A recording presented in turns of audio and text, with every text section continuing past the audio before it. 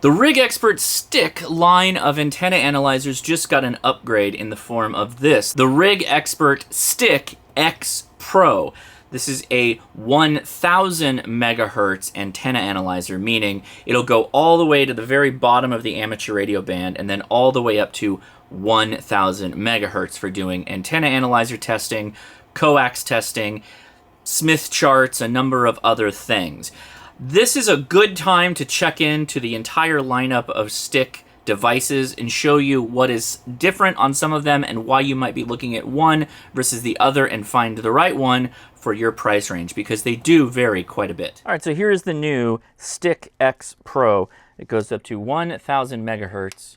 Fits in the palm of your hand. This is the box it comes with, which we've already talked about in other Stick Pros. I do want to mention this right up front, that the Pro line of these analyzers uses a Type N connector for coax, which is going to be a bit of a variation to the other Stick line, which is going to be an SO239. That's just an FYI because you're going to have to adjust things appropriately. I generally go in the field with just the adapter on it, which isn't the most compact of a look, but is what I'm playing with more often than not, as I'm really only ever interested in 2 meters, sometimes 70 centimeters, and then obviously HF, which is what I play around with most. These are the sticks that I have in my control. There is one, the 230, which would be right here, as these are sorted from cheapest all the way up to the most expensive and the newest as well. So the 230, which isn't here, retails for $299. That maxes out at 230 megahertz. The next is the Stick 500. This retails for $395. And then the Stick Pro, this retails for $439.95.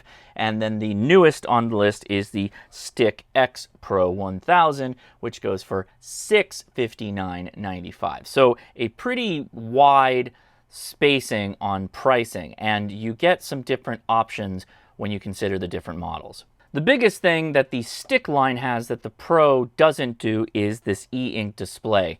I've not had any issue reading the color displays in the field, but sometimes having just an e-ink display can be nice, particularly if you're, dealing with harsh conditions or in direct sunlight. The Stick 230 also has the e-ink display. Both of the Stick line of analyzers has an SO239 connector, and the Pros all have Type N. Obviously, the colorways are different as well. The 230 is blue, the 500 is yellow. The Pro, which is 600 megahertz, tops out it as all black with the black on yellow screen. And then the new X Pro is this tan color. For me, I'm oftentimes taking this into the field, believe it or not, mainly because of the high visibility yellow color that it has. I really like high vis devices in the field. It's one less thing for me to lose when I'm screwing around, may put something down, a kid knocks it off my tailgate, and now it's in a field or in a parking lot, and I don't want to walk away from it. However, both of these, this one in particular, is a little bit easier to spot. The black one looks really nice and has that really, really cool display, but FYI. Kind of an important note as well is that the interface for all of these is the same. It's the same user controls, it's the same plus minus left right, and same on-screen controls. So if we do a ham search here, so they're all on 20 meters right now and they have the exact same display. If I push play on all of them, they'll go through and try and measure an antenna, and that's exactly what they look like. Shane and I were at the beach doing a bit of radio activation, and I was showing him that you can select a band, you can go up and down, but if you click minus, when it's done, this will actually get you a wider view, and this would be where your different dips would be for the antenna you're working on. So if, for instance, we're on 14.775, that's in the band now, 14.175, and on up the list. This gives you a little bit more granular visibility. So talking about just the Pro line, how do we go from $439 to $659? Well, this is a newer unit, so some of that may be a factor. But the other thing to keep in mind is the frequency spread difference we're talking about. This tops out at 600 megahertz, and this is now 1000 megahertz. And as you start going up in megahertz for testing equipment, and an analyzer is a piece of test equipment, the prices start to exponentially climb given the nature of the operations of higher frequencies and the cost associated with the parts that you use for these devices. Between the two though, let's do a quick scan here for my antenna. I am on 20 meters, and yeah, there you go. It's about, dips down at about 14.250, which is exactly what I have on my Step IR. Let's move the antenna over to the Stick Pro.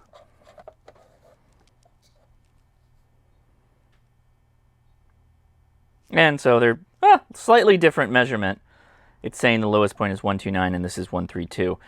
I've been using this one a lot longer. This is brand new, so there could be a calibration difference between them. But let's talk about how to use these things for those of you that might be looking into it. And yes, it's the same type of use case, no matter if you're getting a stick line, the 230, the 500, the Pro, or the X Pro.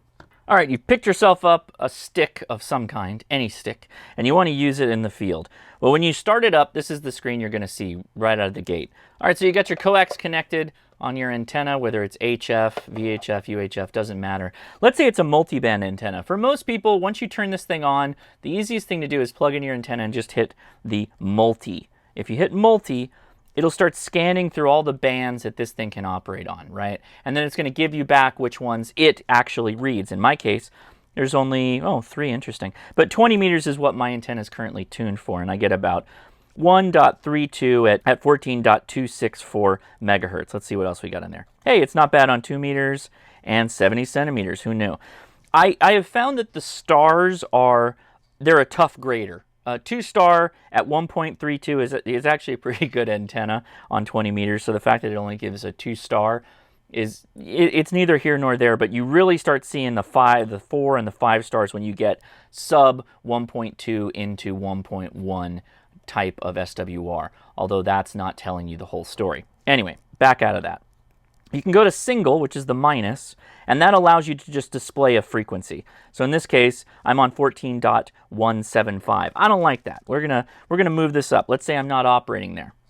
Click the play button, hold it down, set frequency, and then we can just slide over and we'll make it 275. Let's hit that. And yeah, it's still the same. So what if we start sliding down the list? So I'm going 14.25, 24, 23, 22, 200, and it starts coming back up again. This is really useful if you are going to play around with your antenna like a Wolf River coil. See how it's flashing right there, that antenna icon? That means it's constantly looking and reading the SWR. If you know the frequency you want to be still on, for instance, and you have to adjust the antenna, this is the best way to do it. Set it to that frequency, maybe FT8 for instance, so it's going to be 14.075 or something along those lines. And then you're just going to go in and adjust the antenna as you need to. Back on the main page, if you go to ham, this you just easily can change with the arrow keys, whichever band you want to check. So 20 meters again is where my antenna is, but if we click 30, we'll know that no, this antenna is not very good on 30 right now. And neither is it very good on 40. We can do something pretty cool here though. If I hit play, it obviously will go through here and reprint the antenna plot against the frequency bandwidth space of 20 meters. But if I double click, watch what happens. Now SWR at 20 meters is flashing, and it's going to just keep scanning over and over and over and over again. This is also a really handy feature, something that you will probably use at field day if you're going to use an analyzer like this. Put a buddy on this thing, have them watch it while you go monkey around with the antenna if you need to change bands or whatnot, and then you're going to get a live update of how you're doing on the band. Let's see the different bands of operation for the unit. So starting out at 20 meters, 17, 15, 12, CB, 10, 6, 2, 70 centimeters. Can I go there? Can I go there? Aha! We can. All right, let's do a scan there. So 949. Hey, look, my antenna's not so bad, but we're 50 megahertz wide, so that's a pretty big swing. Hey, look at that. Not bad. Anyway, okay, so it goes up that high. Now, you've heard it 1,000 times. The SWR sweep is not the true answer to if your antenna is effective. Let me show you what is. If we click the red square again, we get an R and an X option. Let's click that. That frequency is way too high. Let's change that center frequency.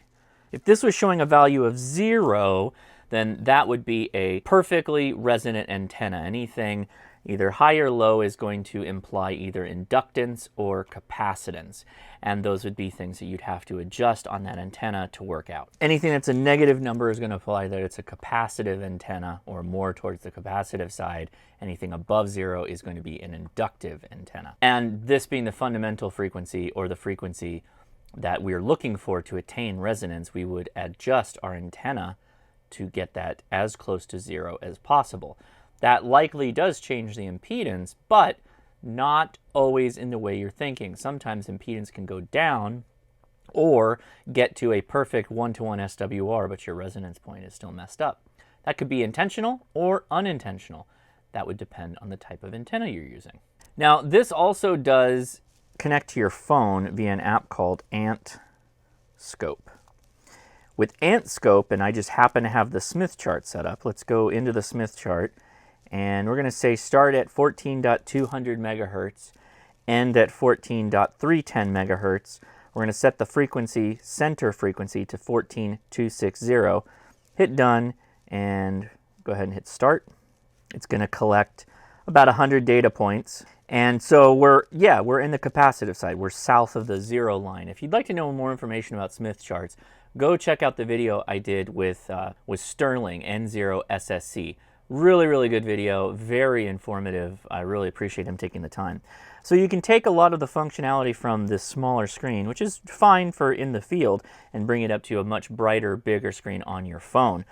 Going so far as to also, you can go ahead and bring up an SWR chart if you want. We'll run that. It's probably going to look the same. Yeah, it did. Although it moved our frequency down a little bit to where the lowest SWR is at 14.274, and the SWR is 1.317. So great. We have a couple of other things we can review too, but there's the idea.